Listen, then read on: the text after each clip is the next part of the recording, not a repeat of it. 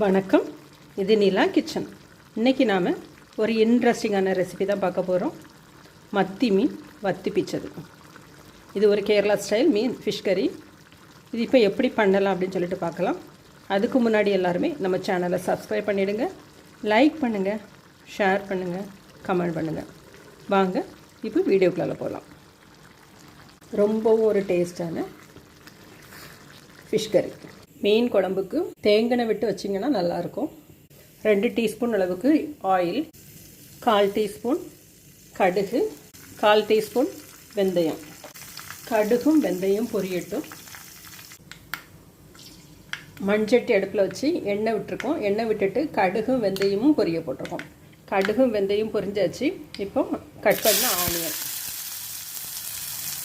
வெங்காயம், பூண்டு,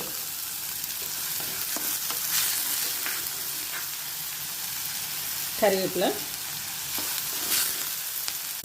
இது கொஞ்சம் வதங்கட்டும்.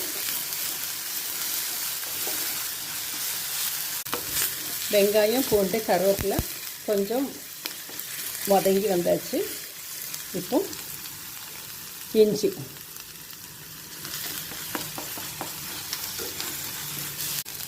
பச்சை மிளகாய்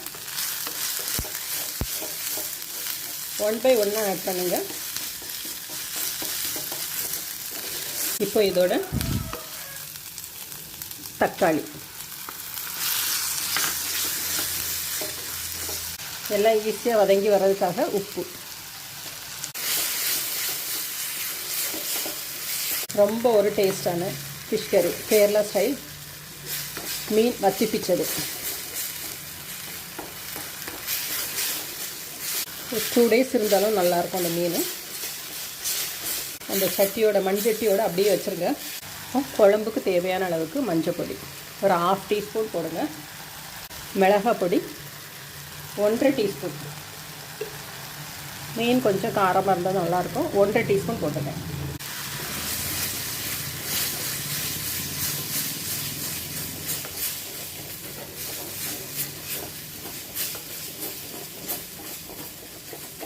இது நான் கொடம்புளி வச்சு பண்ணுறேன். நீங்கள் கொடம்புளி இல்லைன்னா நம்மளோட வாதம்புளி, ரெகுலராக நம்ம யூஸ் பண்ணுற அந்த புளி கூட நீங்கள் யூஸ் பண்ணிக்கலாம். நல்லா தான் இருக்கும். தேங்காய் பண்ணினீங்க அப்படின்னா டேஸ்ட்டு நல்லாயிருக்கும். இப்போ தண்ணி ஆட் பண்ணிடலாம். 2 கப் அளவுக்கு தண்ணி சேர்த்துக்கிறேன். புளி ஊற்றுறதா இருந்தால் இப்போ ஊற்றிடுங்க.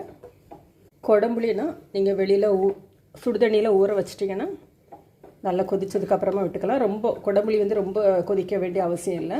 ஏற்கனவே நம்ம கொஞ்சமாக உப்பு போட்டிருக்கோம். இப்போ தேவையான அளவுக்கு உப்பு சேர்த்துக்கலாம். குழம்பு நல்லா கொதிச்ச உடனே க்ளீன் பண்ண மத்தி மீன், மாங்காய் 2 சேர்த்துடலாம்.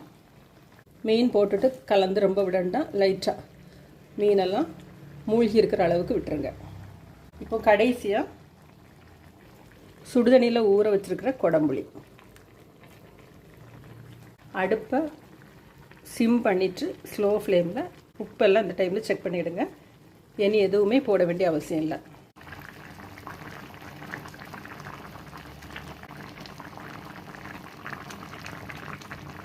நம்மளோட ஃபிஷ் கறி ரெடி ஆயிடுச்சு. இப்போ ஃபைனலாக கருவேப்பிலை தூவி ஆஃப் பண்ணிடலாம். இதே போல் நீங்களும் செஞ்சு பாருங்கள். செஞ்சு பார்த்துட்டு எப்படி இருக்குது அப்படின்னு சொல்லிட்டு ஃபீட்பேக் கொடுங்க. தேங்க்யூ.